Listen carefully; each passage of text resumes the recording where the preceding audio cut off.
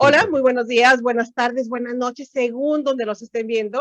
Aquí estamos nuevamente en charlas de diseño. Y cuando digo que no sé si son días, tardes, noches, es justamente porque estamos, ay, Eduardo, doctor Eduardo Sandoval, estamos verdaderamente en los extremos del mundo, ¿no? Yo acá en el Pacífico mexicano, tú en Australia, los dos en el Pacífico, podríamos decirlo, pero literalmente de un polo a otro, con una cantidad de horas de diferencia verdaderamente impresionante y que es justamente lo que nos había hecho no ajustar nuestras agendas, ¿no? Muchísimas gracias, doctor Eduardo, para los cuates, ¿no? Sí, por supuesto. Eh, Eduardo, tienes una trayectoria bien interesante. Yo te conozco en el 2012 en el posgrado de diseño en el área de ergonomía. Pero ya nos contarás ahorita cómo de la ingeniería brincas a la ergonomía, cómo ahora el doctorado, Australia. Tienes una trayectoria verdaderamente interesante y sobre todo en estas áreas nuevas, no muy exploradas en el ámbito del diseño y que pueden ser verdaderamente maravillosas para abrir estos campos, estas perspectivas, sobre todo ahora las nuevas generaciones que dicen, bueno, y como ingeniero, como diseñador, ¿qué puedo hacer? ¿No? Ujú. Así que muchísimas gracias Eduardo por estar acá con nosotros en charlas de diseño. Tú tomándote un cafecito, yo tomándome una agua de piña con este calor terrible. Pero bueno, muchísimas gracias por estar aquí finalmente con nosotros. Y cuéntanos tu trayectoria, cómo de la ingeniería, bueno, primero cómo llegas a ingeniería, que eso también es bien importante, ¿no? Súper. Pues muchas gracias por la invitación, Ceci. Encantado de estar en pláticas de diseño. Creo que ya tenía un rato que no estaba en contacto con la comunidad de diseño de México. Mi trabajo me ha llevado a Y de estar un poquito más. Latinoamérica, de esta Latinoamérica, porque Es cierto, cierto. tengo que presumir que charlas de diseño tenemos ya 1,470 seguidores en toda América Latina, México, España, otros que andan por ahí desbalagados en otros países. Además ya estamos, bueno, además de Facebook, estamos en YouTube, estamos en LinkedIn, estamos en Twitter, entonces, Eduardo, ya tenemos que hablar de comunidad global. Ok. Corrijo a la comunidad hispanoparlante. Exacto. Creo que sí el impacto es fuerte y como comunidad hemos como ganado espacios en el mundo de diseño, al menos en lo que yo he visto en el área en, el que yo en la que yo trabajo. Y pues nada, sí, tenemos muchas diferencias de hora. No nos separa el Pacífico, nos une el Pacífico. Creo que Claro, por esto, supuesto. como decían los habitantes de las islas del Pacífico, el mar no nos separa, nos une, ¿no? Exactamente, Y, tienes toda la razón. y justo pues teniendo esta idea en mente, siempre he tratado de no despegarme mucho de lo que pasa en México, de lo que pasa en el mundo académico en México, porque pues la mayor parte de mi educación la hice en México, solo la última parte ya la empecé fuera de México. Yo estudié ingeniería biónica en el Politécnico al principio de este siglo, ya suena que llevamos unos cuantos años, ¿verdad? Y la biónica involucra todas estas partes humanas en el sentido muy, muy biológico, ¿no? Muy Pero a ver, científico. en qué momento, digo, cuando dices ingeniería, si le dices a tus papás, ya elegí carrera, ¿no? Ya, ingeniería, wow, qué maravilla. Digo, normalmente se imaginan ingeniería civil, ingeniería eléctrica, electrónica, eh, pero ¿cómo llegas a la biónica? ¿Cómo la descubres? ¿En qué momento se te atraviesa? Por casualidad, fíjate, porque una vez ingeniería es brutal, ¿no? Y en los finales 90, principios de los 2000, pues la pedagogía en esas áreas era muy, muy dura, ¿sabes? O sea, era complicada. Entonces reprobé materias. Y al reprobar materias, pues dejé de ir bastantes horas a la escuela, iba solo unas cuantas materias. Y alguien me mencionó, de hecho mi dentista me mencionó que existía el diseño industrial, que su hija estudiaba diseño industrial y las palabras resonaron en mi cabeza y me quedé pensando, eso suena bien, pero yo no tenía mucha idea de lo que era el diseño industrial. Entonces ya había internet a principios del siglo XX y empecé a investigar y resultó que igual de casualidad yo no vivía muy lejos de la Guamas Capozalco. Entonces dije, ok, en lo que no estoy estudiando, estoy trabajando y pues me voy a hacer el examen a diseño industrial en la UAM Azcapotzalco, En la lo UAM, pasé. ajá. Y estuve un año aproximadamente, yo creo, intermitentemente, debo decir, tomando materias de diseño en la UAM Azcapotzalco. Fue una época muy feliz de mi vida porque me expuso a una comunidad académica distinta, muy distinta. Las culturas de las tres grandes universidades federales de México son bien distintas entre sí, Claro, ¿no? por supuesto. Y todas me han nutrido mucho, todas me han ayudado. Regresé a terminar la ingeniería, ya iba yo más de la mitad, pero creo que el aspecto que siempre me atrajo de la ingeniería fueron los factores humanos. Siempre fue algo en lo que me centré mucho, me gustaba mucho, más que las partes abstractas, más que las partes eh, muy matemáticas, que, O bueno, muy, tenía muy que ser de exactas, ¿no? Muy muy técnicas. exactas, muy exactas. Y a veces en esos tiempos, 20 años atrás, yo creo que no había mucho contacto entre estas dos comunidades, ¿no?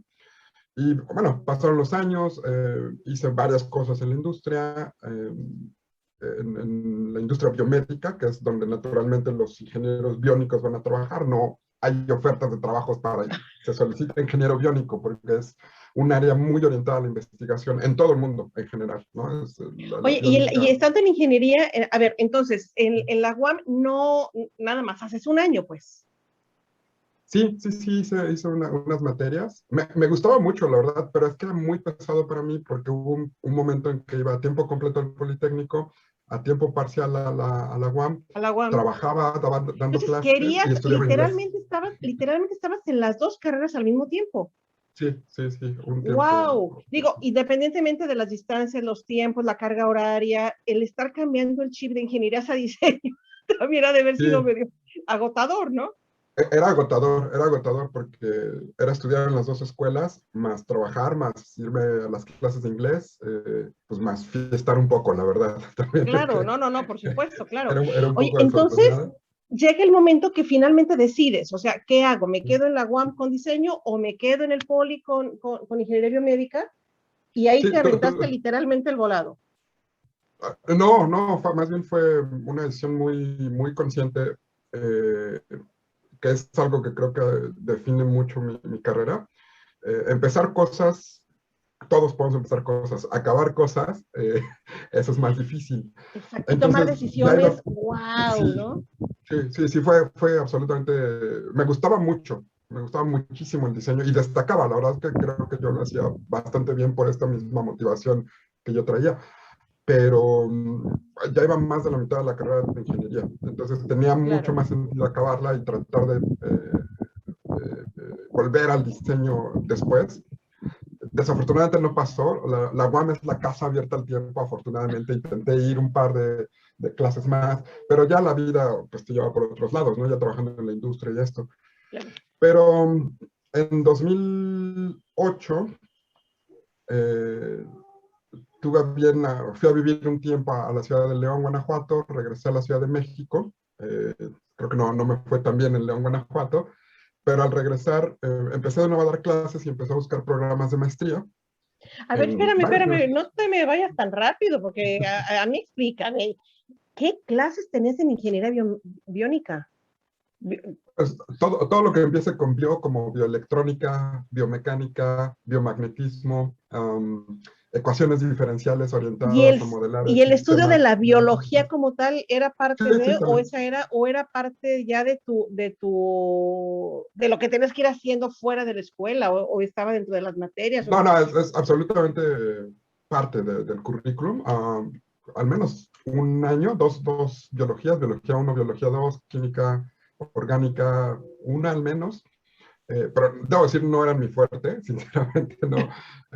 Me gustaba muchísimo más toda esta parte de modelados matemáticos, por ejemplo, o de sistemas computacionales de visión, por ejemplo, el procesamiento digital de imágenes o la visión artificial. Eso me gustaba muchísimo, ¿no? Porque eran modelos muy avanzados de sistemas biológicos, en cómo vemos, no se compara absolutamente en cómo una computadora ve, ¿no? Al menos en ese tiempo la tecnología tenía muchas limitaciones, ahora es distinto, la verdad es que muchas cosas de las que requerías computadoras enormes al principio de este siglo, ahora se pueden hacer en línea. y esa parte era la que tenía énfasis, ¿no? Y ¿Cómo qué tipo de entonces, proyectos hacías durante la licenciatura? fíjate que la influencia que tuve en la UAM me ayudó mucho, porque uno de los que más me acuerdo, que no era un proyecto técnicamente tan complejo, pero era determinar la proporción áurea entre el tronco y las piernas de las personas.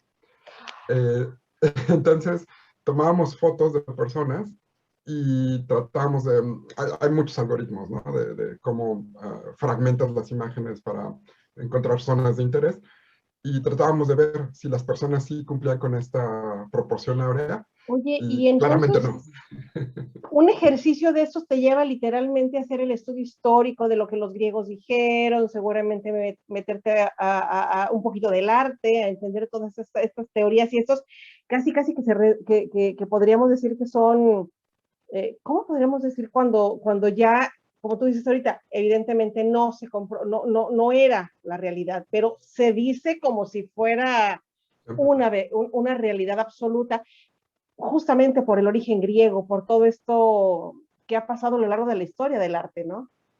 Sí, y es que ahí está el valor de hacer investigación multidisciplinaria, ¿no? O sea, el haber ido a la UAM me puso más énfasis en estudiar con otra perspectiva cosas que se toman como absolutas, ¿no? Como tú dices, en el arte y en el diseño, muchas veces la proporción áurea solía hacer todo, ¿no? Creo que ahora ya sabemos que en realidad no es un ideal estético más que algo que sea real, ¿no? Algo que la naturaleza se replique con tanta frecuencia como pensábamos, pero a la hora de combinar estas habilidades técnicas con estas habilidades de diseño, me nutrió mucho como persona. Yo creo también a la gente que estaba a mi alrededor, a mis propios maestros, ¿no? De repente ellos no tenían estas nociones, ellos son ingenieros y maestros en ciencias, ¿no? Y Entonces, cuestionabas cosas que decían, ¿de dónde sacó eso? creo que era un alumno muy insoportable, la verdad, Oye, en ambas resulta áreas. que dije, ¿qué dices ahora? Hijo, si tuviera un alumno como era yo, hijo, qué difícil Sí, aguantarme. sí, sí, la verdad era, creo que un poco complicado porque era muy, pues muy inquisitivo, tenía muchos intereses muy diversos, eh, pero ya no me siento mal de eso porque justo ayer di una plática en el Politécnico, a los líderes politécnicos, ellos tienen un programa de esto, y dos o tres chicos eran en la plática tal cual yo hace 20 años, ¿no? Entonces dije, bueno, Te volviste a ver. sí, absolutamente. Dije, ok, no, no es malo, la verdad es bueno, ¿no? Es gente que No, porque pues, hay que tiene ser entusiasmo. analítico, hay que ser reflexivo, hay que ser propositivo, ¿no? Eso es bien importante, pues, o sea, pero además tú estabas ya de manera intuitiva, o sea, no es que lo hicieras de manera intuitiva, pues porque tenías el conocimiento que habías adquirido en la UAM, también estabas en el poli de las ingenierías, pero de alguna manera esta intención tuya de estar acá y estar acá en las humanidades y en las ingenierías y de querer mezclar, esa sí era parte de tu instinto, era parte de tu búsqueda natural. Sí, sí, la verdad es que de nuevo, en las partes abstractas, muy matemáticas, muy científicas, la verdad es que era, por decirlo de muy buena manera para mí mismo, competente, ¿no? Pero siempre en las áreas de humanidades, en las áreas que involucraban, por ejemplo, historia de la tecnología y la ciencia era algo que me fascinaba, y todavía me gusta muchísimo. Siempre notaba yo que tenía un mejor desempeño, ¿no? Entonces, al llegar a la maestría en diseño, que la verdad en este tiempo creo que era un poco más raro que admitieran ingenieros. Siempre ha habido, yo creo que un ingeniero o dos máximo por generación. Ese año fuimos tres, recuerdo, Ramsés, Carlitos y yo. Y era un ambiente bien interesante, bien padre, porque, y eso también es de esas cosas que me nutrió mucho en la maestría de diseño, ¿no? Estar expuesta a gente con perfiles diferentes, Pero a ver, eso es cuenta, muy nutritivo. el, Ujú. ¿cómo terminas la ingeniería? O sea, ¿cuál fue tu proyecto, por ejemplo, de titulación? Mi proyecto de titulación fue una máquina de ejercicio para niños con un síndrome que se llama 5P menos, que es un síndrome que impacta su movilidad debido a que no desarrollan suficiente masa muscular, entre Uh otros -huh. muchos síntomas. Y fue un prototipo que hicimos con partes mecánicas, con partes eléctricas, con partes de estimulación, electroestimulación. La verdad es que funcionó un par de veces y después pues, ya no funcionó. Éramos estudiantes, estábamos probando todos estos equipos que requieren pruebas clínicas o pruebas médicas, pues son difíciles, ¿no? Pero fíjate qué interesante, porque finalmente el hilo conductor que es el volver a unir las ingenierías con las humanidades, con la multidisciplina, las áreas médicas, la biología, ya no desde la teoría, ¿no? Sino ahora la biología humana llevada al extremo del estudio de una discapacidad, el saber que lo que estés diseñando necesita dar resultado porque finalmente estás ayudando a un ser humano, ¿no? Entonces, de alguna manera estabas también fusionando tu pasión, tu amor, no sé cómo llamarlo, por el diseño industrial, porque seguramente tuviste compañeros de generación que dijeron, no, mi tesis va a ser un modelo matemático, mi tesis va a ser, ¿no? Y tú te aproximas, te vuelves, te imagino casi en la orilla de este precipicio que te atraía al diseño industrial. O sea, no había manera que lo evadieras, pues. Sí, fue tal cual. En ese sentido, como lo describes así, y ha pasado de nuevo en otras ocasiones. Por ejemplo, ahorita me invitaron a asesorar unos estudiantes de la misma escuela donde yo estudié en el Politécnico en Upita, y fue muy interesante también porque ellos tenían una idea de eh, un agente virtual para enseñar inglés a niños, ¿no?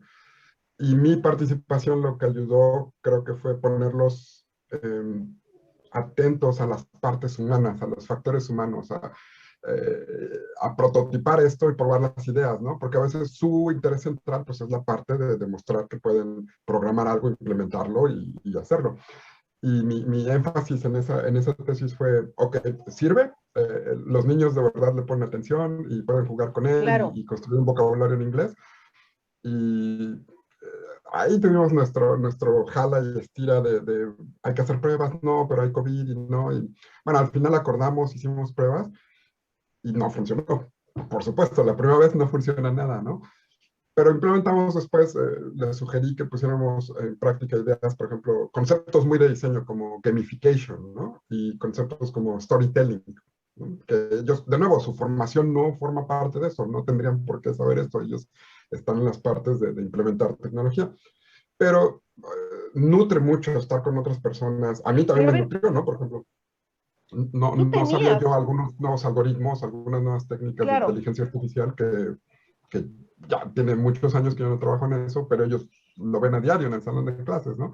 Entonces al claro, final pero el proyecto resultó bien, muy bien, estuvo diseminado y difundido por muchos canales del Politécnico, y ellos se graduaron y todos estuvimos muy contentos de todos desarrollar felices. algo que tenía. Pero tú tuviste esta capacidad de sensibilizarlos ante el ser humano de carne y hueso, Mm, ¿no? sí, Digo, sí, porque porque de manera técnica, de manera mecánica, de manera ingenieril, vamos a llamarle de esa manera, matemática, la programación, pueden funcionar las cosas perfecto, pero a la hora que te enfrentas a un niño con ciertos intereses, con ciertas características, con todo este contenido que ya traen los niños de la televisión, de las redes sociales, de todo esto, pues igual puede ser que les atraiga, que lo usen, que les interese, o puede ser que no. Pero si no los consideras, si no consideras de veras esa parte netamente humana, no va a haber manera que algo, aunque esté bien programado, tenga éxito, ¿no? sí, exactamente. Y eso es justamente lo que yo me dediqué en el doctorado, ¿no? La interacción humano-robot, la interacción humano-computadora, el diseño de interacción. Todos estos son factores que hacen que estos algoritmos, que estos programas, que estas implementaciones tengan éxito, ¿no? Google, Facebook, todas estas compañías que tienen impacto en todos nosotros, tienen ese impacto porque tienen mucha investigación y mucho cuidado en sus interfaces. Eh, Entre ir a ver la página del SAT, por ejemplo, o abrir tu Facebook, siempre vas a abrir tu Facebook primero, porque han investigado por muchos años, ya décadas, no sé cuántos años tiene, yo tengo Facebook desde 2007, entonces ya tiene, sí, al menos una década. Ellos han metido muchos recursos en cómo mantener a la persona atenta a lo que pasa en su sitio web o en su página o en su ecosistema. Entonces, la importancia del diseño de interacciones es UX, ¿no? Lo llamamos en inglés y en español, Claro. me parece también. Es brutal, ¿no? Solo a veces creo que en ciertas comunidades o en ciertos contextos no lo observamos, porque también está como fuera de nuestra área de trabajo. Eh, pero es súper relevante, ¿no? O sea, ese es un tipo de diseño, un tipo de producto que está tan embebido y está tan sutilmente impuesto que es difícil notarlo si no eres un experto. Claro. Oye, Eduardo, y dices que también a la par que estudiabas, ingeniería también estabas trabajando. Ujú. ¿Trabajabas en algo que tenía que ver o era simplemente No, trabajar para la manutención para la escuela o ya estabas también desde el punto de vista profesional involucrándote en ciertas áreas? um, yo creo que no era algo directamente involucrado en estas áreas, pero es algo que me influyó mucho porque yo daba clases de preparatoria abierta y entonces di todas las clases, creo de veintitantas materias, probablemente di 19, o sea, historia de México, historia universal, matemáticas de la 1 a la 6, física, arte Español. contemporáneo, arte, fue lo que dije. Sí. Entonces, aprendí mucho ahí también dando clases. O sea, yo tenía, la primera vez que di clases, yo era el más chiquito del salón, porque era prepa abierta. Tendría yo 20 años, yo creo, 19, por ahí así. Y mis alumnos, sí, en general eran mayorcitos todos ellos. Oye, porque aparte, entonces, este punto, el dar clases de preparatoria a personas evidentemente más adultas que tú, o personas que no tenían en ese momento la intención de estar en un proceso escolarizado, sino abierto, obviamente que te obligaba, primero, a dominar los temas para poder explicarlos de mejor manera, o sea, o que fueran mucho más digeribles y que a la hora a medio camino no te abandonaran la clase, ¿no? Ujú. Y cumplir tú con el objetivo de que realmente aprendieran y terminaran la preparatoria, ¿no? Entonces seguramente te fortaleció de veras mucho para entender y seguramente para entender hasta tu propia capacidad de raciocinio y de procesos cognitivos. Sí, sí, fue una experiencia súper buena. Debo decir que no, los pagos cuando uno enseña en prepa abierta, pues no es la gran cosa. Pero cuando eres estudiante es una muy buena experiencia, me gustó mucho. De nuevo, exponerme a gente que era muy distinta a lo que yo conocía, eh, y que además es un sistema brutal, porque ellos hacen exámenes evaluados independientemente, ¿no? Entonces, mi trabajo como maestro se evalúa simplemente si pasan o no pasan. Y van Claro. a regresar a clase solo si pasan, ¿no? Si el maestro fue realmente eficiente. Y digo, hay muchos más factores involucrados, ¿no? Sus propias condiciones, sus propios intereses, su propia voluntad, pero era muy retador, era muy interesante, me gustó mucho. Siempre he dado clases desde pues sí, mi primer trabajo hasta, hasta siempre. Aún cuando estaba en la industria daba clases, me iba saliendo de trabajar, trabajé un tiempo en una transnacional de equipo biomédico y pues sí, o sea, te acabo de trabajar, me iba a dar clases al Politécnico. eh, Cuando estuve en la maestría, siendo estudiante, ya empecé a dar clases, di métodos de investigación y di también un curso de estadística para diseñadores, Ajá. eh, que es muy interesante ver cuando las disciplinas chocan, ¿no? A veces en ingeniería podemos ser muy enfocados en ciertas áreas, pero en diseño también pasa lo mismo, ¿no? Ahora trabajo yo en la Facultad de Arte y Diseño de la Universidad de New South Wales, y es bien interesante porque es, creo que una facultad anormal, en el sentido de que mucho del arte y el diseño que se hace en esta facultad tiene fundamentos tecnológicos, ¿no? Por ejemplo, yo soy asociado del laboratorio de Creative Robotics Lab. Entonces es un laboratorio de robótica, pero súper enfocado al arte y al diseño y a estos aspectos Wow. no tan tocados en otros laboratorios de robótica, ¿no? O tenemos el laboratorio de visualización, que es un domo enorme, el domo más grande del hemisferio sur, que proyecta en resolución 4K. Y es un domo que sirve para evitar, por ejemplo, uno de los que viene a la mente son representaciones del flujo sanguíneo, ¿no? Que tenemos a los artistas y a los que implementan colaborando para, ese fue un proyecto para la industria, me parece que para la televisión australiana, para ABC. Tenemos también el otro laboratorio de tecnologías de 3D. Igual, por ejemplo, ellos se hicieron famosos el año pasado porque hicieron toda la representación en realidad virtual de cómo el virus del COVID se mete en las células y las ataca. Wow. Y todo eso no es, tiene fundamentos científicos, pero hay muchos aspectos bien artísticos, ¿no? Porque nadie Claro. ve a un virus directamente, ¿no? O sea, los colores, por ejemplo, tienen que ser colores muy pensados y muy estéticamente trabajados para que causen un impacto en la persona, pero sean científicamente correctos, ¿no? Entonces, Claro, por supuesto.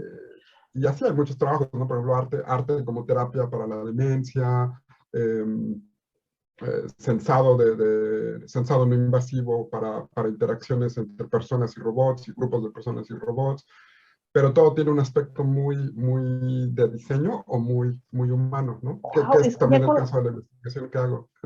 oye, esto que nos estás diciendo ahorita ya es de veras del siglo XXI, o sea, en pleno. Oye, Eduardo, y cuando terminas la licenciatura, digo, ya eres ingeniero, ¿no? ¿Cuánto tiempo atrás o en qué momento dices, me voy a la maestría en diseño? Fueron 4 años que estuve trabajando en diferentes cosas, en la industria biomédica, también en la educación, en el poli, que es algo que yo diría que a la gente en México, si le gusta la investigación y cree que es lo que quiere hacer en su vida, le recomendaría empezar mucho antes en su vida, ¿no? Porque yo ya empecé mi maestría a los 28 años, 29, que en México creo que es bien, todavía estás jovencito, ¿no? Pero acá en Australia, cuando estaba en Alemania, hay gente a los 26, 27 años que ya tiene un doctorado, ¿no? Entonces, claro. Sí, son otras dinámicas sociales, pues, y económicas y culturales, ¿no? Claro. Sí, sí. Ambas tienen sus ventajas, ¿no? Una es que yo encuentro mucho más fácil trabajar con gente que ha estado ya en la industria, ya ha estado en la academia, y ha ido y venido. Por supuesto, claro. Porque también ese es otro punto, y qué bueno que lo mencionas. Hubo en México, por ejemplo, yo cuando entré al posgrado de diseño, yo era la más jovencita de toda mi generación, y ya tenía un año trabajando, ¿no? Dando clases. Y había, por ejemplo, tenía yo, ahorita que hablamos de la multidisciplina, esta que permite el posgrado, en mi grupo había lo mismo una historiadora del arte, que habían un par de compañeros míos médicos, ¿no? Un geriatra y un psiquiatra, y los dos estaban ahí queriendo justamente entender desde el diseño, desde la ergonomía, el cómo, sobre todo el médico, mi compañero geriatra, era la intención, ok, estoy atendiendo personas de la tercera edad, son mis pacientes, pero tengo que entender desde la ergonomía, desde el diseño, cómo se mueven en el espacio, qué necesitan, qué objetos, porque finalmente no nada más los tengo que ver desde el punto de vista médico, sino en su hábitat y buscando su bienestar y el confort en todos los sentidos, ¿no? Entonces sí, efectivamente la multidisciplina creo que nos ha acompañado siempre, pues, ¿no? Y después me toca en el posgrado, como dices tú, ya en el trabajo que hice posteriormente desde la administración con la maestra Anita, vemos que llegan chicos muy jovencitos, recién terminada la licenciatura, y entonces no saben finalmente lo que quieren. Es como seguir jugando la escuelita, es como decir, bueno, ya terminé la licenciatura, voy a la maestría, no hay trabajo, vengo, y a la hora que hacen un protocolo, no saben ni siquiera de qué ni qué están buscando, ¿no? Sí creo que se necesita una cierta experiencia, por lo menos un par de años profesionales para empezar a definir caminos. Sí. A veces, en mi experiencia, ya habiendo recorrido un poquito esos caminos, que creo que es dependiendo de la disciplina. Cuando trabajas en cosas muy humanas, creo que esta experiencia de trabajo fuera de la academia ayuda mucho, porque te roza, te fricciona, te confronta. Claro, por supuesto, te plantea problemáticas, ¿no? Desde otra óptica, que dices, caray, desde el aula misma no es lo mismo, o sea, debo de vivirlas, debo de conocer este contexto para poder tomar decisiones y continuar con mi trabajo, ¿no? Pero seguramente en las ingenierías, ahorita lo estoy pensando, a lo mejor ahí no te puedes dar ese tiempo, ¿verdad? Yo pensaba, por ejemplo, en matemáticas y física, ¿no? Que los matemáticos, hay algunas investigaciones que sugieren que alcanzan su pico de productividad a los 30 y tantos años, ¿no? Ahí es cuando alcanzan, pues, la fama y la gloria, ¿no? Y las contribuciones más relevantes, y al parecer después se quedan en plano, ¿no? Pero en las disciplinas humanas, antropología, etnografía, no sucede así. Los picos de productividad son mucho más adelante, en tus 50 o en tus 60, ya que llevas tu tercero, cuando tienes la libro experiencia de texto. vivida. Sí, exacto, exacto. Entonces, la disciplina también creo que define mucho eso. Creo que la disciplina te va guiando. Eh, creo que todo el mundo es muy normal. A la hora de entrar a la maestría, que de repente me toca ser revisor en los comités de admisión y esto, um, pues lo ves tú desde tu perspectiva de alguien que ya ha estado muchos años en la academia, ¿no? Entonces, a veces Claro. creo que lo podemos ver un poquito como un poquito injustamente, porque pues por eso van a entrar a la maestría, ¿no? Sí, sí tienen que tener estas deficiencias. Si no las tuvieran, pues no podrían, o sea, ¿para qué hacen una maestría o un Claro, doctorado? claro, claro, por supuesto. Entonces, eh, nuestro rol como asesores, yo creo que es esto de llenar estos huequitos, ¿no? De guiar un poquito sin que dependan de nosotros, ¿no? Que ellos ganen su independencia intelectual conforme van Oye, avanzando y sus grados académicos. es maravilloso ver cómo se va formando a la persona, ¿no? Cómo se va Mm, formando no nada más en el ámbito netamente intelectual, profesional, sino como individuo, como persona de manera integral. Pues entonces, cuando los ves ya egresar o en la ceremonia aquella del posgrado con el plumón amarillo, dices, ah, ¿cómo ha crecido? sí, sí, sí. Sí, Ya la ni se educación es parece como el al primer día cincelito, de ¿no? clase, ¿no? Sí, yo creo que la educación, hice una entrevista hace unos meses sobre cómo la educación es un factor esencial para ser mejores personas, pero no es la única cosa, ¿no?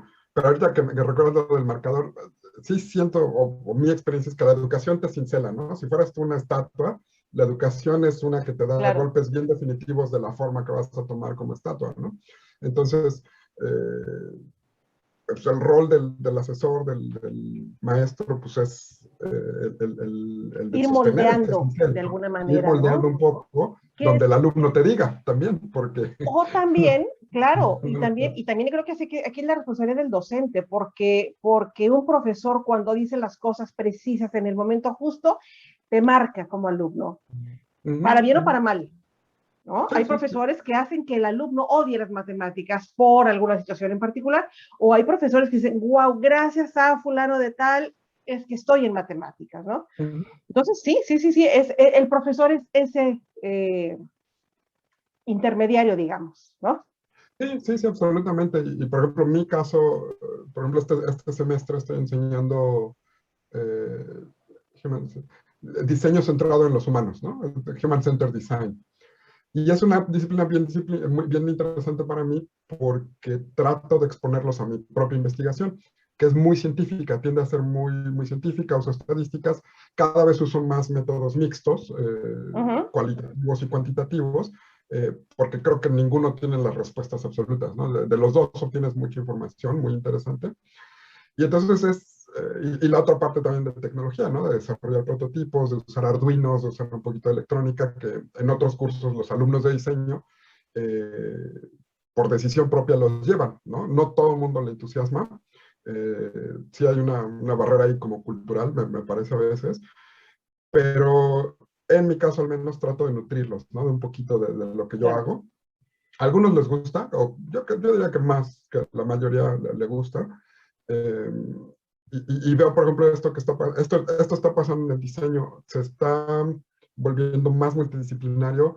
Sí hay un componente ya Claro. muy cuantitativo, muy de tomar decisiones basadas en datos y complementa, pero lo importante aún sigue siendo la parte humana, ¿no? La parte de la intuición del diseñador, la parte del desarrollar conceptos, ideas, paradigmas, sí tomando en cuenta la información y los datos cuantitativos, pero al final es esta parte muy intuitiva, muy subjetiva del diseñador. Claro. Si no te quedan como estos diseños de comité, ¿no? Estos ornitorrincos del diseño. Oye, Eduardo, nos quedan apenas 4 minutos. Nada más cuéntanos antes de irnos y te pido que nos regales otra charla, pues. Sí. Eh, ahorita, nada más, ¿cuál fue esa idea que tuviste que dices, voy al posgrado de diseño de la UNAM? Ya, Mm, es el momento, con esta generación entro. ¿Con qué protocolo llegas? Y ya en el siguiente bloque nos sigues contando cómo llegas al posgrado. sí, claro, ok. Llegué con un protocolo para diseñar y construir robots o prototipos de robots para educación. y ahí fue la semillita para hacer mi doctorado en interacción humano-robot. Entonces ya ibas extraordinariamente claro con esta parte de los robots. ¿Eso ya era No, parte de no, tu equipo? era una idea semilla, absolutamente, no tenía yo idea muy clara de, era algo que me Igual entusiasmaba. sí, igual no. Sí, como lo que decíamos, ¿no? Uno llega pensando que tiene la gran idea y pues el comité de admisión va a decir que no, ¿no? Porque ellos tienen más experiencia, hay que Claro. ver esto, ¿no? La idea se formó, se reformó, se rediseñó conforme estuve en la maestría y fue lo que me llevó al doctorado. Y creo que ese fue el papel crítico de haber hecho mi maestría en el posgrado de diseño industrial, ¿no? Ahí es donde me Pero expuse a nuevos conceptos, nuevas ideas. Eh, Tuve mucha libertad y mucha independencia para investigar yo mismo, eso también me gustó mucho. La maestra Ana fue mi asesora y ella creo que hasta me picaba las costillas para que yo claro, por solito supuesto, fuera. esa es parte, es experta, es experta. Oye, Sí, sí, pero qué sí. interesante que el posgrado de diseño te permite reivindicarte con aquella licenciatura que habías dejado trunca en la UAM años atrás, ¿no?